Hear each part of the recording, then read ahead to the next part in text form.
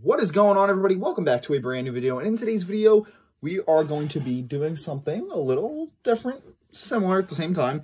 We are going to be having a look at the Toony Terror's Halloween horror figures in my collection. I have quite a few of them. You've seen probably most of them. But yeah, I just thought it'd be a fun idea to sit down and take a look at all my Toony Terror figures. So without further ado, let's get into it. So I'm going to start off with probably my oldest one. We have the Freddy Krueger. Now, unfortunately, this Freddy has seen better days. All of his claws are gone, or his razor knives things, mainly just because they're very easily to break. Like, they break very easily. They were very flimsy, and they just weren't good quality, so they broke off very easily. He does come with a stand, and I glued him to the stand, so he can no longer move off of the stand, because without this stand, this guy, he literally doesn't stand. But I like it. I like the design of Freddy. There's nothing really too cartoonish about him. I guess aside from like the whole aesthetic, his face doesn't really look all that cartoony or anything like that.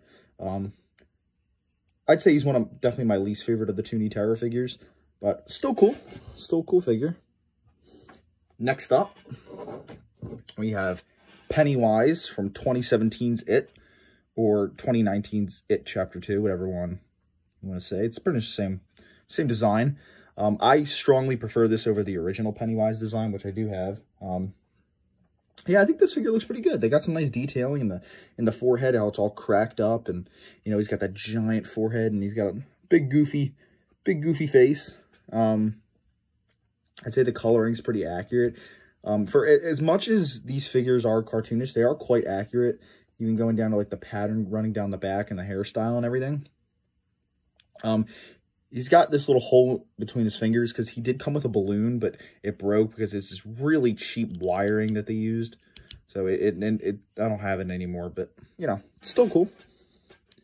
Here we have the original Pennywise from the 90s, Mr. Tim Curry. It looks pretty cool, you know. Like I said, I strongly prefer the newer one over the original, but this is still a cool, pretty cool figure. I love the red hair with the big, you know, goofy nose and everything. Very different departure, very big departure from this Pennywise.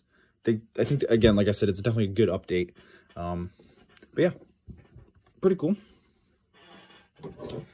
Here we have Tiffany Valentine. I really like this figure because she is so easy to stand, because she's just flat on the bottom, so she stands perfectly. She does have articulation in the hands and a little bit in the head, so you can like sort of pose her in a little bit of different ways. Not really much you can do. I just keep her hand at her hip. She's got a little cigarette there.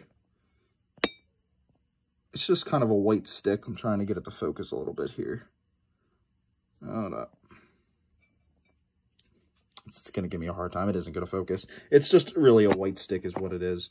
There's nothing really, there's no detailing there or anything. But yeah, would have been nice if they added like a ring or something, because she pretty sure she does have one in the film. But this is clearly the bride of Chucky, Tiffany, rather than the seed of Chucky, but still cool. I like it. Then we have Chucky from, I guess this would be Bride of Chucky as well, because these two came in a 2-pack together. Pretty cool though. Pretty cool figure. His knife is removable. I just always have it sitting in his hand. He's got this cartoony, it looks like a diamond sword from Minecraft, kind of. He's got some nice scarring details. He's got right there along the butt. This figure does not stand because he's got this shit connected to the bottom of him, and I cannot get it off. I don't know what this is. It just came with the figure, and it's like glued onto his foot, and he does not stand. It just doesn't happen with this guy. I've tried for so long, so I always just balance him on Tiffany like that. Here we have Kid from Halloween 3, one of the skull heads. I feel like his eyes, he's got like ghost face eyes. Those look like ghost face eyes in my opinion.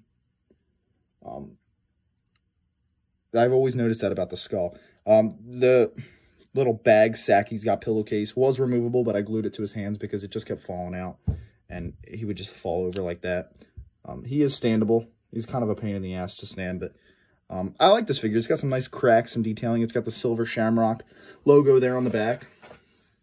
It's just a onesie suit, but still looks pretty cool. If you're looking for a size comparison, he's a little taller than Chucky. A little taller. Still a cool figure, though.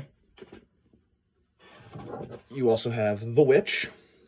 She comes with the little candy bag, which is actually fully hollow, which is cool.